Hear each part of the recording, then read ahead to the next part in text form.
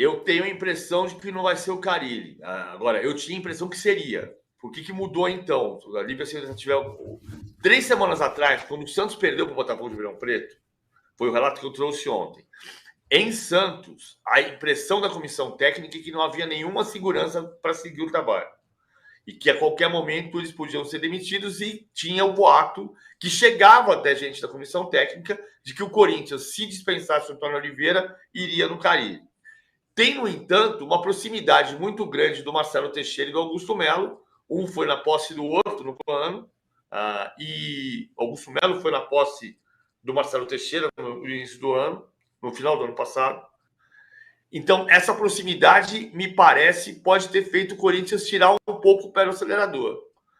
O Carille viajou para Fortaleza, onde o Santos joga na sexta-feira contra o Ceará, dizendo: estou concentrado, a situação está mais tranquila, estamos seguros de que o trabalho vai seguir, estou no Santos para fazer o Santos subir na Série A. Então, esse é o ponto neste momento. Não chegou proposta oficial do Corinthians para o Carille. E até sexta-feira ele não vai chegar, porque ele está lá concentrado com o Santos. O que vai acontecer depois? Ontem o Samir trouxe que o Ramon Dias aceita a proposta do Corinthians, mas eu não sei, Lívia, se o Corinthians continua entrevistando treinadores, né? Olha, PVC, segue atento ao mercado, mas as definições meio que já foram assim tomadas, entendeu? Então, o caminho são esses dois caminhos mesmo, não tem muita novidade dentro das opções. E no caso, assim, até para a galera entender, o Carille é o nome preferido do Augusto Melo, do presidente, enquanto o Ramon é o nome preferido do departamento de futebol, ou seja, do Fabinho Soldado. Então ainda tem essa questão aí de quem prefere quem, como a gente vai caminhar com essa definição, mas no fim a canetada ela é muito mais do presidente do que do Fabinho Soldado. Então a gente ainda tem essa expectativa do que vai acontecer com acho que o desejo do Augusto Melo de contar com o Carille na equipe. Hoje deve ser um dia muito definitivo para isso. Tá programado também uma reunião para alinhar essas expectativas aí da diretoria. E a expectativa mesmo é que ainda hoje se tome uma decisão. Porque a proposta mesmo para o Carille, ela meio que já está no ar, assim. É aquilo, se vocês me pagarem bem, se vocês pagarem a minha multa, que eu acho que agora, a essa altura, já também está numa situação que 5 minutinhos ali com o Marcelo Teixeira consegue resolver isso aí para uma saída ainda mais amena, né? Porque era 7 milhões, já caiu para 2. Então, assim, o Marcelo Teixeira quer se livrar. Essa é a sensação que a gente tem quando a gente conversa com pessoas ligadas ao Santos. E de qualquer forma, é o nome favorito. Carille é o nome favorito do Augusto Melo, então ele também está fazendo uma forcinha por isso. O que vai acontecer, tá, gente? O que pode acontecer? Nessa guerra guerra não, né? Vai nessa briga aí de quem vai decidir o quê, quem que escolhe qual treinador. A decisão técnica sobressaia a questão do Augusto Melo. E aí é aquilo. No momento, talvez seja melhor a gente contar com um treinador assim, assado, pelo elenco que a gente tem, porque tem um perfil um pouco mais parecido com o nosso elenco, com o plantel e tudo mais. E aí o Ramon Dias seria esse preferido. Mas o Corinthians ainda não deu retorno para ele, mesmo com essa possibilidade altíssima de uma proposta já estar aí bem encaminhada. A ver no dia de hoje. O preço é parecido, é isso? Porque ontem o Hernan falou em 2 milhões de reais significarem 4 salários do Carille. Então o Carille não está entre os técnicos mais bem pagos do Brasil nesse momento. O Ramon Dias também não. Desculpa. Não, porque assim, até porque a situação do Santos, né, na Série B, houve ali também uma negociação com o Carille, e o pensamento dele é o seguinte: bagunça por bagunça, porque ele entende que o Santos também é uma bagunça. Então, bagunça por bagunça, eu fico ou vou para onde me pagarem melhor, entendeu? Então É isso. Ó, quem encher o meu bolso, quem colocar comida mais cara na mesa, tô dentro. Bagunça por bagunça, truco. 6. 12, né? Basicamente por aí. Os assuntos no Corinthians não param, né, Lívia? Acho que antes de eu te liberar, queria que, se você puder trazer mais informações sobre o que aconteceu ontem, né, entre o Carlos Miguel, o Pedro Henrique, uma ocorrência policial, enfim, desdobramentos e o que aconteceu de fato nesse mais um problema aí dentro do noticiário do Corinthians. O que não faltam são problemas, né? O que não faltam são problemas, Luísa. Ontem eu estava, inclusive, na delegacia para acompanhar o depoimento de uma testemunha que estava, né, prestando seu depoimento lá em relação ao inquérito da comissão da Vai de Bet.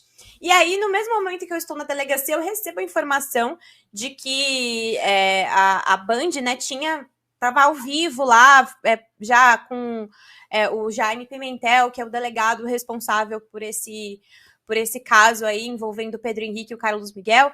Então, assim, foi mais um dia de noticiário policial no Corinthians, e um ponto importante dessa história é o seguinte: ficou ali acho que uma informação truncada em relação ao que o que teria acontecido com o Pedro Henrique, se ele tinha atropelado alguém. Não, gente, o que aconteceu foi, após a festa de despedida do Carlos Miguel, em um condomínio fechado em Arujá, aqui em São Paulo, né, no estado de São Paulo, ele provavelmente, né, já apresentava sinais de embriaguez, tentou sair do condomínio, bateu na cancela, deu ré, bateu no portão de uma casa, um portão que tinha vidro, supostamente causou danos a esse portão e tentou uma fuga. Então, depois disso, o que aconteceu? Os seguranças do condomínio viram a situação, acompanharam ali tudo, viram que o Pedro Henrique estava tentando ir embora, e aí eles vão até o Pedro Henrique e falam assim: ó, você não vai poder sair daqui, você bateu ali no portão, tal, o dono da residência está reclamando, e aí ele teria ido lá conversar. Nessa que ele vai lá conversar, ele apresenta sinais de embriaguez, liga para o Carlos Miguel, que estava na casa ali vizinha. Carlos Miguel chega ao local, há uma discussão, há um debate, eles não conseguem entrar em um acordo sobre a reparação de danos, né, a reparação financeira, e na sequência eles ligam para o advogado, um chamado Maurício, a gente não tem aqui, a gente não vai revelar o sobrenome, e o Maurício vai até lá conversar com essa suposta vítima também. Os jogadores saem e o Maurício discute com o dono da residência.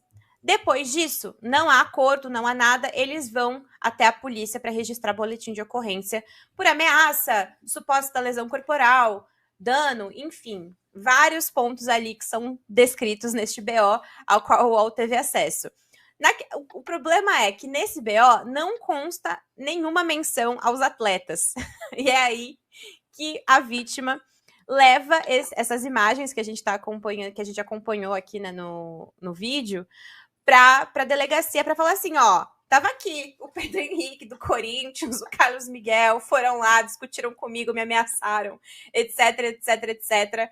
E aí o policial, né, o delegado, no caso, o Jaime Pimentel, ele é obrigado a instaurar um inquérito policial para investigar o que aconteceu de fato e entender qual o envolvimento dos atletas. Mas a questão é, Carlos Miguel e Pedro Henrique, de fato, estiveram ali e vão ser convocados para depor. Ainda a gente não sabe se vai ser por videoconferência, até uma informação que o delegado nos passou, por conta, né, da mobilização aí da torcida, também porque eles estão concentrados e fica bastante difícil de se deslocar até Arujá, mas tanto Carlos Miguel quanto Pedro Henrique, ambos ainda jogadores do Corinthians, tá? Porque é importante ressaltar que o Carlos Miguel tá negociado, mas ainda pinta no bid como atleta do Corinthians, e estão aí envolvidos nesse caso que provavelmente vai ter alguns desdobramentos.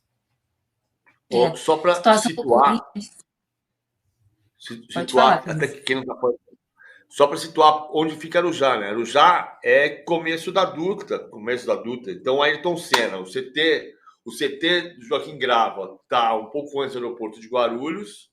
Você vai sair do CT sentido interior de São Paulo, sentido Rio de Janeiro, e vai andar pela Dutra uns 40 minutos, talvez. É mais ou menos e isso. Aí você vai chegar em Arujá. Não é longe do CT, embora seja outro município. A situação do Corinthians, cada dia uma emoção diferente. Vamos ver se hoje alguma coisa começa a dar certo também. Lívia, muito obrigada pela sua participação. Bom dia e bom trabalho para você. Tchau, pessoal. Se precisarem, é só chamar. Hoje o Corinthians tem vitória. Vamos passar agora. Né? Oi? O Corinthians tem vitória hoje, pelo menos no nome do adversário. É verdade. Vamos falar agora do rival do Corinthians, o Palmeiras, que está tentando assumir a vice-liderança de novo e chegar mais pertinho ali do Flamengo, se manter pertinho do Flamengo para qualquer vacilo o Palmeiras tentar passar o Flamengo ali. Palmeiras cheio de desfalques, PVC, vamos para a prancheta do PVC para ele explicar mais ou menos como o Palmeiras joga hoje contra o Grêmio.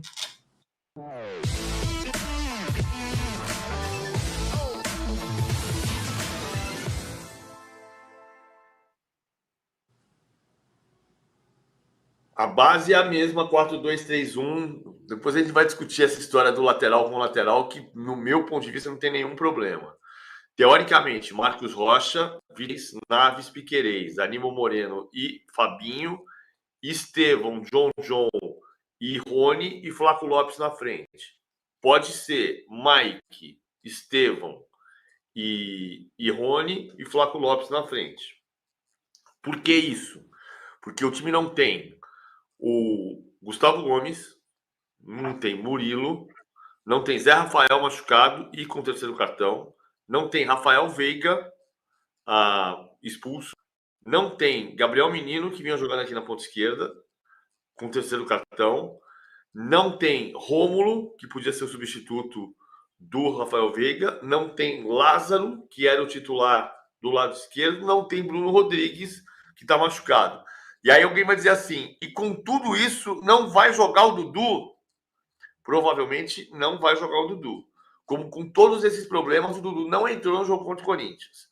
Quando tiver a bola, a gente já sabe que o Marcos Rocha faz a linha de 3 junto com o Vitor Reis e Naves, que o Piquerez dá amplitude pela esquerda e o Estevão pela direita, se confirmar essa formação. O Estevão pela direita, por dentro vem o John e por aqui vem o Rony junto do Flaco Lopes e você faz 3-2-5. Tem uma coisa para entender do que está acontecendo no funcionamento do Grêmio. O Grêmio sem Diego Costa machucado ainda. O Grêmio jogou contra o Fluminense sem centroavante, com o Cristaldo de falso 9 e o Edenilson chegando por trás, com o Pavon pela direita e com o Gustavo Nunes pela esquerda.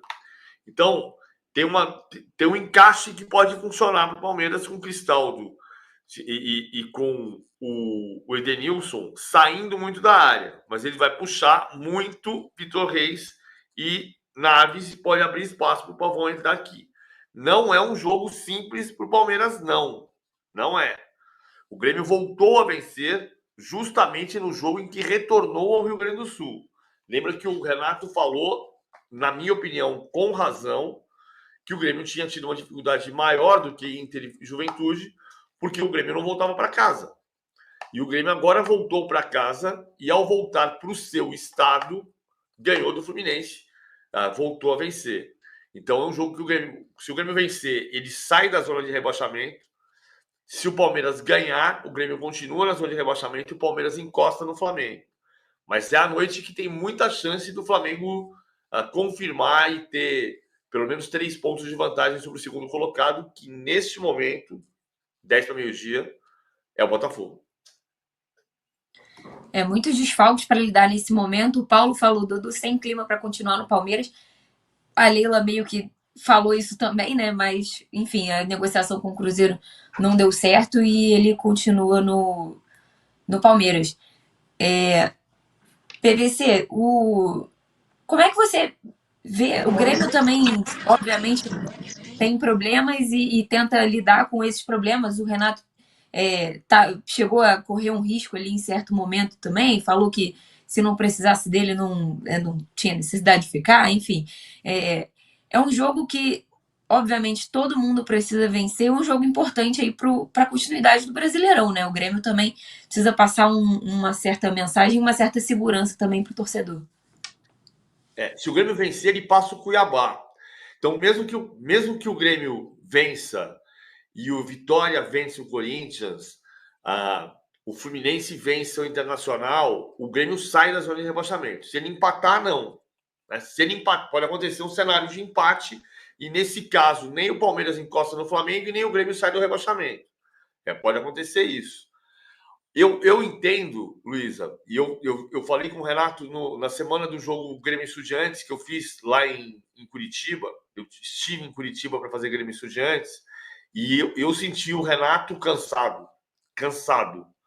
Ele está sem casa, ele mora no Hotel de Ville, que só vai voltar a ter as suas atividades normalizadas em agosto. Então ele está sem casa, sem hotel e sem lugar, porque o Grêmio não estava voltando para Porto Alegre. Agora voltou para Porto Alegre. Quando volta para casa, você descansa. Então, eu acho que o que muda muito a vida do Grêmio é poder voltar para o Rio Grande do Sul. Acho que isso muda o astral. Claro que pode acontecer um milhão de coisas. O Grêmio vai fazer 3 jogos seguidos em Caxias, né? No domingo passado jogou contra o Fluminense no Centenário. Hoje joga contra o Palmeiras no Centenário. E domingo joga como visitante contra o Juventude no Alfredo Jaconi. Então são 3 jogos em Caxias. Pelo menos ele tem morada hoje, que ele pode voltar para Porto Alegre e subir a serra para jogar em Caxias. Isso começa a tirar o foco da crise da catástrofe climática, e isso pode fazer muita diferença para o Grêmio. O Renato estava com expressão cansada, os jogadores estavam cansados, e agora estão começando a conseguir voltar a cabeça para o lugar. Queria agradecer a todo mundo que está comentando. Deixem o like de vocês, por favor, que ajuda muito a gente e impulsiona também para mais gente poder assistir o nosso programa. O Éder Traschini, que está cobrindo a seleção, vai entrar com a gente. Eu não sei se ele já está no jeito aí, esperando a produção me avisar, que ele vai falar rapidamente de seleção com a gente, porque ele está em trânsito. O Éder está no aeroporto, só esperando a produção me avisar aqui se ele já pode entrar, porque a seleção brasileira joga contra o Uruguai, né? Acabou tendo o confronto mais difícil possível contra o Uruguai no sábado. E aí, tô esperando aqui. Então o Éder já tá no jeito, pelo que me falaram. Éder, muito bem-vindo. Tá no aeroporto, né? Tá indo agora para Las Vegas, se eu não me engano, que é onde a seleção vai jogar. Como é que estão as coisas? O Dorival não estava querendo admitir muitos problemas da seleção, mas parece que agora ele já está indo por esse caminho, porque realmente foi uma fase de grupos complicada da seleção, né? Bem-vindo. Oi, Luiz, VTVC, todo mundo que acompanha de primeira. Só me dá um retorno se o áudio tá ok, que eu tô testando aqui. Não estamos no melhor Wi-Fi do mundo, mas vamos nessa. O voo atrasou um pouquinho, então deu tempo de entrar com vocês. Nós estamos voltando para Las Vegas, com aquele calor de 45 graus, aquele negócio, a seleção vai treinar, começar hoje aí no Brasil e terminar amanhã, né? A seleção estava treinando 7 da noite de Las Vegas, que é 11 horas da noite do Brasil, e aí o treino terminava depois da meia-noite aí do Brasil, para tentar fugir um pouco desse calor, né? E, de fato, o Dorival, acho que foi a primeira vez mesmo que ele admitiu. O Dorival vinha num discurso muito de estou mais otimista, estou mais satisfeito do que preocupado. E depois do jogo contra a Colômbia já foi um discurso diferente. Ele admite pela primeira vez que o Paquetá não fez uma boa partida, que ele tira o Paquetá porque ele não estava cumprindo algumas coisas que ele pediu ao Paquetá. O Paquetá sai no intervalo para a do Andréas. E ele, como um todo, falando do time, admite que o time não conseguiu, principalmente a saída de bola. Fazer uma boa saída de bola para conseguir construir as jogadas. E, de fato, o Alisson, principalmente, fez uma partida bem difícil com a bola no pé, né? Ele deu a chance para a Colômbia, deu uma bola no pé da Colômbia, que depois ele acaba salvando, e no lance seguinte sai o gol. Então foi um jogo muito difícil. Todo mundo viu que a seleção não conseguiu manter a posse de bola porque não conseguiu fazer uma saída de bola de qualidade. E aí toda hora estava sendo pega nessa bola longa, lançando as jogadas, e não é um jogo que o Brasil, e principalmente não é um jogo que o Dorival gosta. O Dorival gosta de fazer essa saída de bola e construção desde o goleiro. E aí chegou na coletiva, a surpresa, ele falou de fato que a seleção não foi bem, não fez a partida que ele imaginava. Então pode ser uma mudança aí de chave, de precisamos trabalhar, precisamos ajustar, isso ele sempre falou, mas sempre foi num mote de a seleção em evolução, o time em evolução, um início de trabalho. E dessa vez já não, dessa vez foi um pouco mais pesado, foi um pouco mais crítico, admitiu os problemas e aí voltou a dizer que o time está em construção, que o time está em evolução e a Colômbia já é um time mais pronto por ter um trabalho já mais longo prazo, né? Já está com o mesmo técnico há mais tempo, né? O Dorival iniciando o trabalho. Mas é isso, pela primeira vez a gente viu o Dorival mais preocupado do que satisfeito. Acho que esse o grande ponto da entrevista coletiva dele. Qual